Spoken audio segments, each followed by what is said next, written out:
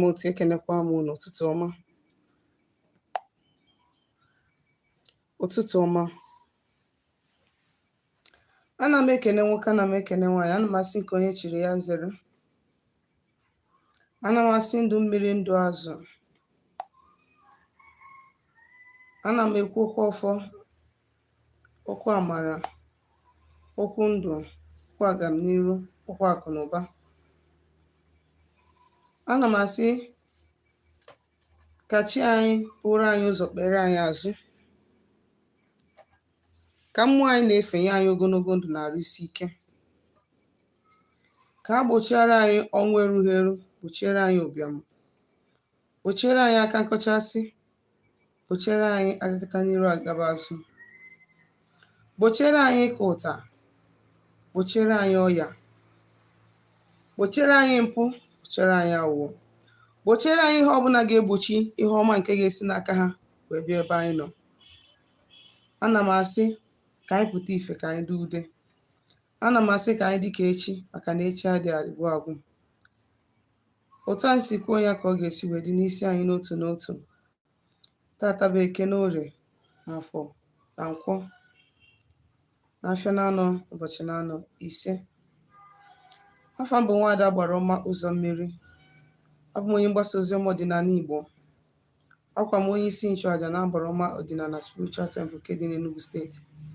Eji m ohere a wee weta ozi ọma nke si n'aka ndị mbụ na ndị egede wee bịa. Ka anyị na-ebe anya n'ihe gbasara ihe a na-akpọ agwụ. Ya bụ, ọ bụrụ na tata bụ ize gị isonyere anyị, echefukwana na ibinyere anyị aka ma kesaa ozi a ka o nwee ike wee rute ndị enyi gị na ụmụnne gị aka. Ọ bụkwa na anyị na gị dị mbụ wee na-emekwa mmasị iji dị ka iji, maka na nke iji ka mma. Ndewo n'ụmụ Igbo. Eunice, ana m ekene gị ụtụtụ ọma, sị ka tata bụ Eke mara gị mma, ka ọwụwa anyanwụ na ọdịda anyanwụ dị n'ala Igbo tata mere gị ọgọ, mepere gị ụzọ. Tata bụ Eke na Orie na Afọ na Nkwọ na Afịa na Anọ, ụbọchị na anọ ise. Ndewonu. Ọwụ na ị chọọ izitere m ozi na WhatsApp dịka na ị chọrọ ka a gbara gị afa, ma ọ na o nwere ozi mmụọ ọbụla nke ị chọrọ iweta ka e nebere gị anya, tinyere m ozi n'akara WhatsApp m na 07037311163. Ndewo Maazị Sunday Charles. Ụtụtụ ọma. Olee otu ị dị? Ana m asị ka tata bụ Eke ketara gị ihe ọma. Ka chi okike na aja anyị Igbo mere gị ọgọ, mepere gị ụzọ, bụrụ gị ọgụ, kwara gị ụzọ, meriere gị ndị iro. Tata bụ Eke na Orie na Afọ na Nkwọ, maka na iro karịrị na ndụ gị. Ana m ekene gị Queen Ada Akwa. Ana m ekene gị na-asị gị Eke ọma, ụtụtụ ọma. Ana m asị ka oke ọbụla wee oke gị, ka nwoke hapụ ịnapụkwana gị ya, ka nwaanyị hapụ ịnapụkwana gị ya. Ka tata wee Eke wara gị ọjị ọma, wara gị ọjị aṅụrị, wara gị ọjị udo na ndụ gị. Tata bụ Eke na Orie na Afọ na Nkwọ. Ndewonu. Ịgakwazi n'isiokwu anyị ji maka ya wee bịa. Ihe anyị ji maka ya wee bịa tata bụ ihe gbasara agwụ. Agwụ. Ọtụtụ mgbe na anyị na-ada ajụ onwe anyị kedu ihe bụ agwụ. Ọtụtụ mgbe anyị na-ada ajụ onwe anyị kedu ihe bụ agwụ. And na ọtụtụ mgbe na ndị mmadụ na-enwe negative mindset concerning ihe a na-akpọ agwụ. Ya, mana agwụ bụ nnekwute onyinye amara pụrụ iche nke Chineke ji wee mee gịnị, wee gọzie mmadụ onye o kere eke. Ọ nnekwute onyinye amara pụrụ iche. Onye kpatara na ọ bụrụ mmadụ niile na-enwe agwụ. Yes. Mana ọtụtụ mgbe ịfụ mmadụ, onye ahụ nwere ike ọ na-emegheri emegheri, ma ọ bụ onye ahụ nwere ike ị na-akọ na-agbaga agbaga, ọ na-akọ na-agbada agbada. Ndị nọ n'akụkụ asị gị na onye a bụ onye agwụ. Ọ na ịmara na onye a bụ onye agwụ, na o nwere ka o si eme. Then ndị mmadụ a na-aghọtazi ya na asị na onye a bụ onye agwụ, na ihe ọ pụtara na ọ na-emegheri emegheri. Asị na onye a bụ onye agwụ, ma a chọọ irifetu onye na-emegheri emegheri, asị gị na onye agwụ. No. Mana ihe bụ agwụ, onye ahụ na-anaghị eme ka isi eme, onye ahụ dị unique, onye ahụ nwere extraordinary gift, onye ahụ nwere extraordinary power. Ọ wụrụ ihe ahụ ị na-eme ka ọ na-eme, ọ wụrụ ihe ahụ ị chọrọ ka o mebe ka ọ na-eme, because there are entities na-eme gịnị, na-agwa ya nke ọ na-eme. Onye nwa ka a na-akpọ onye agwụ in real sense. Mana duto ka nghọta ndị mmadụ si wee dị, and dutokwanụ na ụka abịagobịa mebie ọtụtụ ihe. afọ onye na-akọ eri ma onye isi na-awa ma ọ bụ onye na-eme ụtụ ọbụla, in fact ihe ọbụla na-adịrọ mma kpọọ ya onye agwụ. Ịprọtray wee ha na any attitude na-adịrọ mma, they will call you onye agwụ, na onye a bụ onye agwụ, na ọ na-eme ka onye agwụ, na ọ na-eme ka ihe isi na-adịrọ mma, which means na ndị mmadụ na-refers ndị agwụ to ndị isi na-adịrọ mma. Yes, because gịnị na onye agwụ ama mme nke ahụ ị chọrọ ka o mee. Onye agwụ ama mme nke ahụ ị chọrọ ka o mee. Ihe ga-eme na onye agwụ ama mme nke ahụ ị chọrọ ka o mee ọ bụrụ na onye ahụ na-efili na ọ dị superior, ma ọ na onye ahụ na-egosi gị na osika ma gịnị. Ihe mere na onye agwụ ama mme nke ahụ ị chọrọ ka o mee because na enwere mmụọ na-akụrụ ya egwu ọ na-agba. O nwere mmụọ na-akụrụ ya egwu nke ọ na-agba. Enwere ihe na-agwa ya otherwise to nke ahụ ị chọrọ ka o mebe. Onye ahụ kpatara eji asị na onye a bụ onye agwụ in real sense. Mana ọtụtụ ndị mmadụ misunderstand go ya. So ịgakwazi na the main thing anyị ji bịa na ihe a na-akpọ onye agwụ onye ahụ nwere gịnị nnukwuta onyinye amara pụrụ iche. Onye a kpatara na ọ bụrụ mmadụ niile nwere ihe a na-akpọ agwụ. Ma agwụ mmadụ esiro na be nne o si na be nna, ma o si na anụ ụwa, ma o si na chi. Ma agwụ ga-esiro na be nne o si na be nna gị, ma o si n'ịnụ ụwa gị, ma o si na chi, ma o si na gịnị, o si na ikwu nne nne gị ma ikwu nne nna gị. O nwenyetara ebe isi wee bụrụ agwụ ma ọ bụrụ na ibu agwụ. Agwụ don't just fly bịa maa gị. E nwenyetara ebe isi bụrụ agwụ. Ọ bụrụ na agwụ ga-esiro na be nna gị o si na be nne gị, ma o si n'ikwu nne nne gị, ma o si n'ikwu nne nna gị, ma o si gị na chi, ma o si gị na ịnụ ụwa gị. Now onye kpatara ndị Igbo ji wee sị na onye nwata bụrụ agwụ o buru iro. Maka gịnị? When you see people with extraordinary power and extraordinary destiny, ha na-adịkarị attracted to evil eyes because these entities, these negative energies would want to do what? They would want to stop that person from doing what? Manifesting that destiny. A na-asị na agbụrụ dị otu a na-ejiri nka na ụzụ wee mara ha. Ibe ebe nna anụ di ihe eji mara ndị ebe nnụrụ di ndị nka na ụzụ ka ha bụ. Ha wa agbụrụ ejiri nka na ụzụ right from day one. Ọ nka na ụzụ ka eji mara ha. So it is village ebe nnụrụ di na obodo a niile ihe eji mara ha bụ nka na ụzụ. So it is possible that almost 90 to 80% of onye ọbụla amụrụ na that village ga-enwe gịnị? Ọ ya enwe agwụ. Ọ ya enwenata agwụ. Then enwere ndị nwere agwụ dibịa. Enwere ndị nwere agwụ dibịa. Asị gị na ihe eji mara agbụrụ a n'ikwu nne nne ha na ha kpara akwụkwọ na ọgwụ, n'ihe eji mara ha na ha mere ihe mmiri, n'ihe eji mara ha na ha bụrụ igwe obodo, n'ihe eji mara ha na ha jidere ọfa arụsị. Ihe ahụ gịnị? Ihe a na-akpọ gịnị? Agwụ amụma maọbụ agwụ dibịa. Ihe ahụ agwụ ndị eze ka a na-akpọ ha.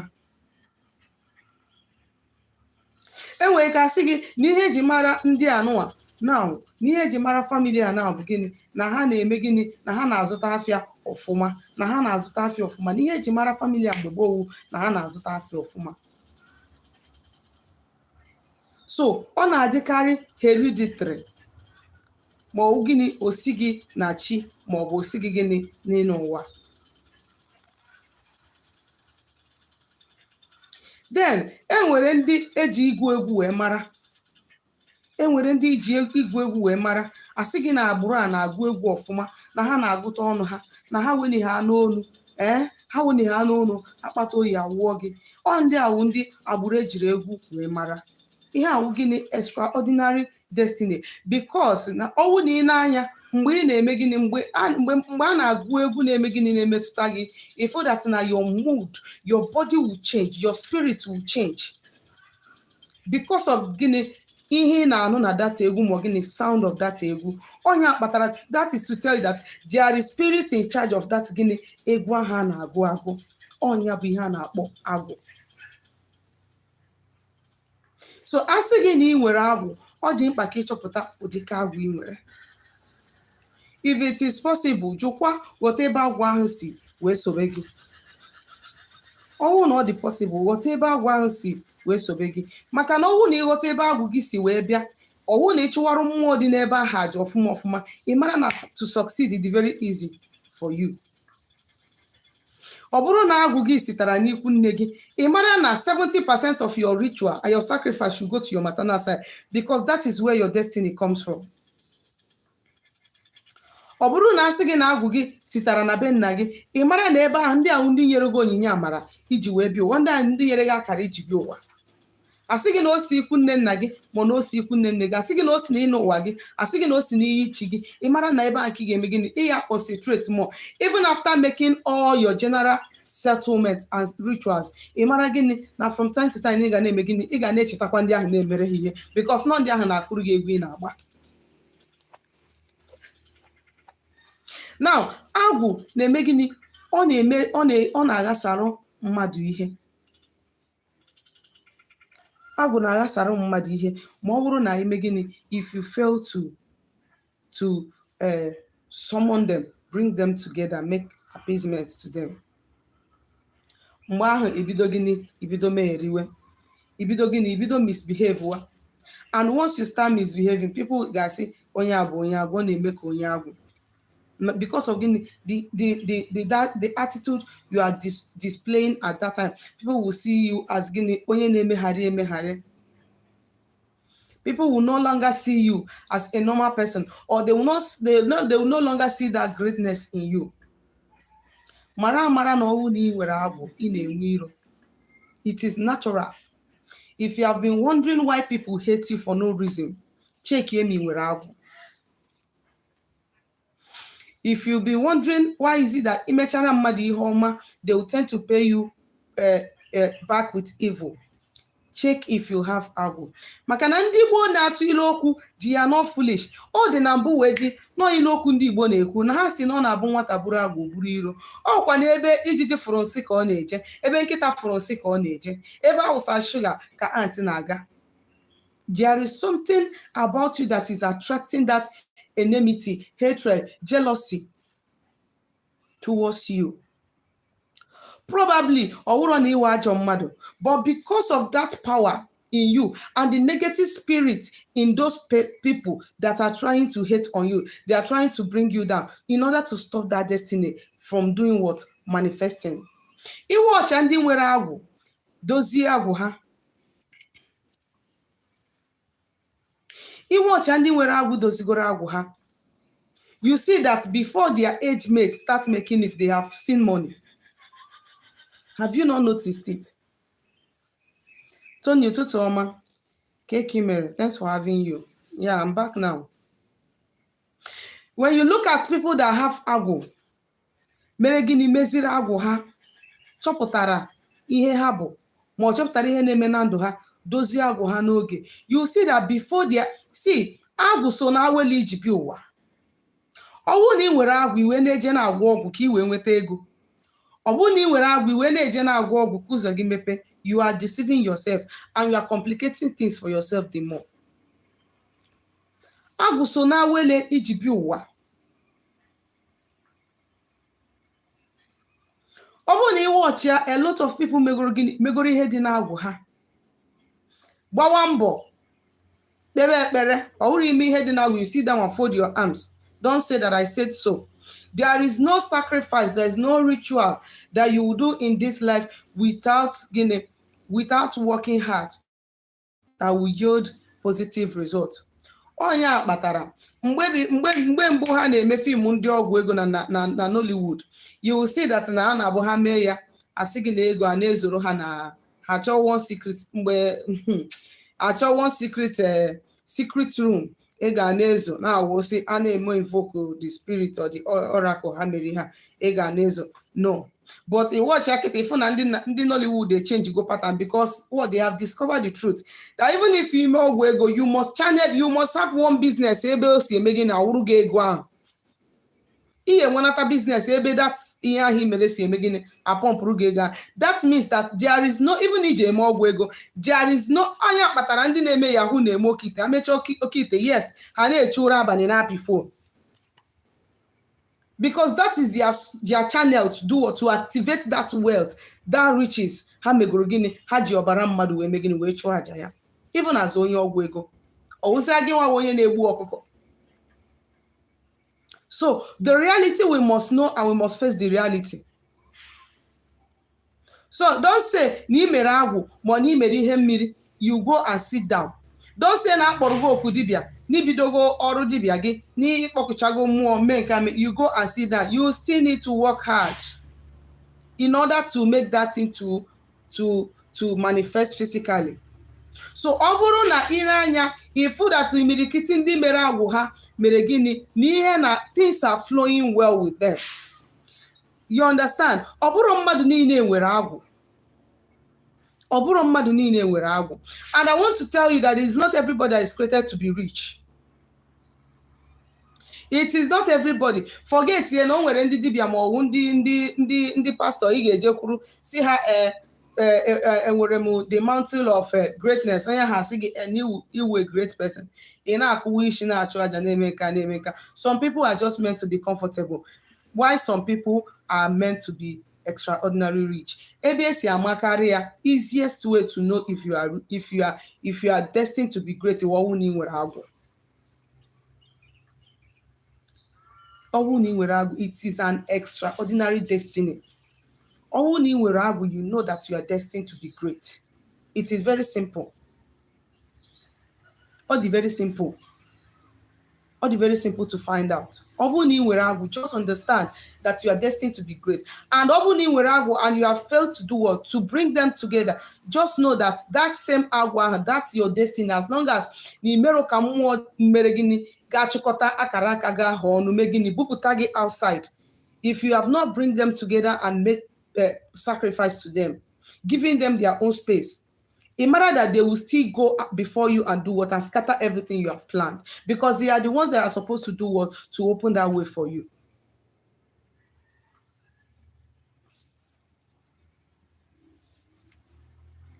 Enwere ịbịa na ndị dibịa, abịa na ndị amụma, ndị asịmụ ndị dibịa, ma ọwụ ndị pastor, ma ọwụ ndị reverend, ma onye ọbụla believe gịnị na o ji agwụ ya arụrụ Chineke ọrụ. Ma na o ji agwụ ya wee na-eme gịnị wee na-serve humanity.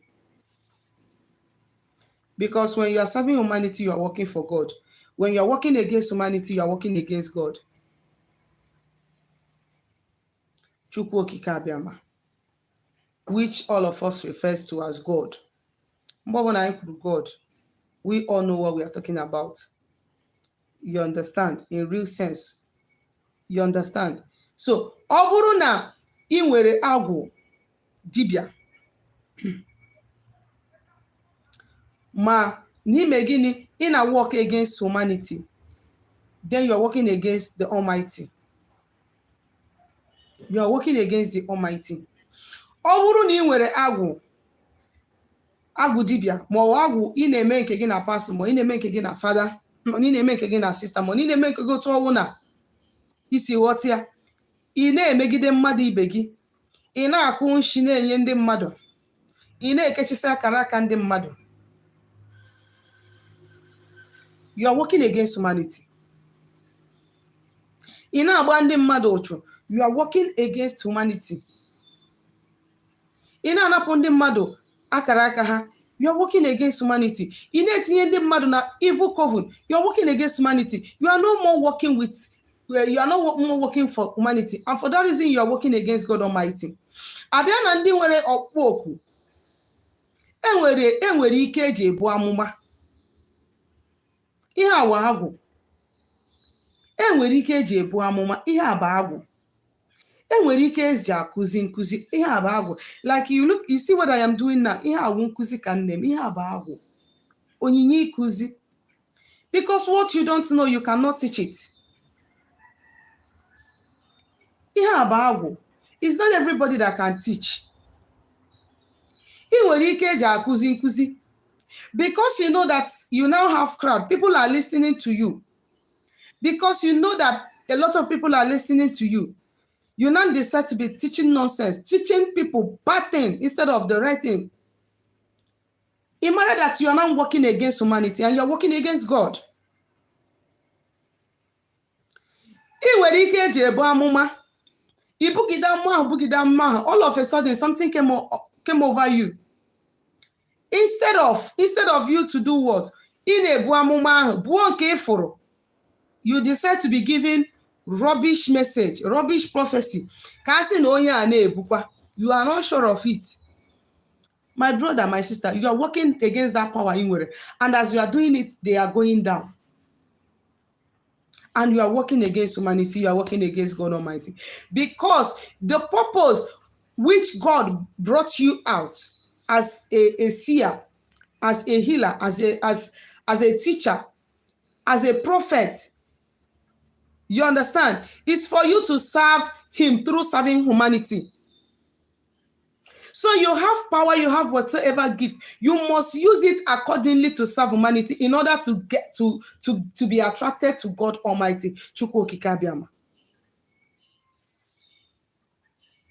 Your gateway to reaching God is through what you have done to humanity, to human being. If you are being unfair to human being with that your almighty power, with that your almighty Agwu, you are working against God. And your purpose, you have altered it. Your destiny, you have altered it. Your mission, you have altered it. So normally when Agwu, you should be careful how you use it. Don't say that I am this one, I am this one. Because of that reason, I can do anything that I want. Or 1 it ends in shame and pain. Onya mere ndị Igbo ji agụ afa akpọ ọgụ eji ọfọ. If you have the power to heal people, do you know that there are people that have power to heal people? Ndị Agwu ha gịnị ịgwọ ọrịa. They are more centered on doing what? On healing people. Then nobody were the power to heal people. Somebody now came to you with headache. You now cure that person of headache and now released stomach pain against that person. Are you being fair to humanity or you are being wicked to humanity? You must be careful on how you handle this Agwu of a thing because it may backfire you. Agwu is a supernatural gift of nature, extraordinary gift from nature to you. So you are not the one that gave yourself that power. It is the nature. Through the power of the Almighty, you are able to have that power. To talk to the water, and the water will obey you. To talk to the earth, and the earth will obey you. To talk to the air will obey you. To talk to the sun, and the sun will hear you. Not be everybody get that power. So when you abuse that power, you are working against what? Humanity. And as you're working against humanity, you are working against God. And for that reason, that's your Agwu is doing what? Is diminishing because you are no longer using it properly. You are no longer using it well. If you have the gift of singing, or you have the gift of playing drums,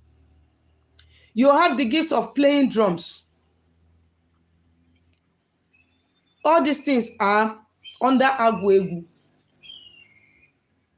And now you something happened. Maybe you did something or something happened, and you were able to become fame in that field of your Agwu, in that field of your gift. And now people that have the same gift, want to come closer to you. They want to grow, and you are stopping them. Are you not working against humanity? And are you not working against God? Had it been that those people that crossed before you now came to that point blocked you, will you be where you are at that point? So we should know that Agwu the Koko. There is a way you will handle it. You will use it. You will use it and cross over. There is a way you will handle it. It will turn back and hurt you. Onye nwere ntị ya nụrụ. Asịrị atụọrọ ọmara atụkwazịrị ofeke ofere isi wee banye n'ọfịa. Ana m ekene gị Chidozie Kwen ụtụtụ ọma, ndewo. Biko ọ bụrụ na ị nwere ajụjụ ịjụ gbasara ihe ndị anyị kụziri maọbụ ihe ọbụla n'ọdịnala Igbo, jụọ m ya. We have 1 minute to go.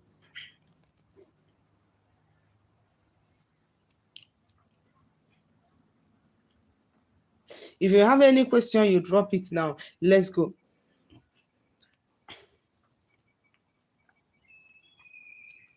If you have any question, you ask. Let's go. What does it mean for goat to bite or fight you in the dream? Let me tell you, it is a blatant physical as a spiritual attack. You understand? Spirits or evil people can use the face of anything to attack you. You know that there is a situation you will see even a snake in physical, that is in physical, and you know that that snake is a messenger, or that snake maybe that snake brought something good to you. And there is situation that you still see snake in physical, and you know that one came for attack. So that one is a spiritual attack. So you pray very well. If you want, if you can, you can go and do consultation, find out where this attack is coming from and what you must do to escape it, to escape their evil plan against you. Now guys, we are going to wrap it up now, okay? Zitara Mozi na my WhatsApp number on 070-373-11663. Ọ bụ na ịchọ ka agbara gị afa ma ọ na ịchọ ka arụ ọrụ gị ọrụ mmụọ, zitara m ozi na my WhatsApp. Ndewo.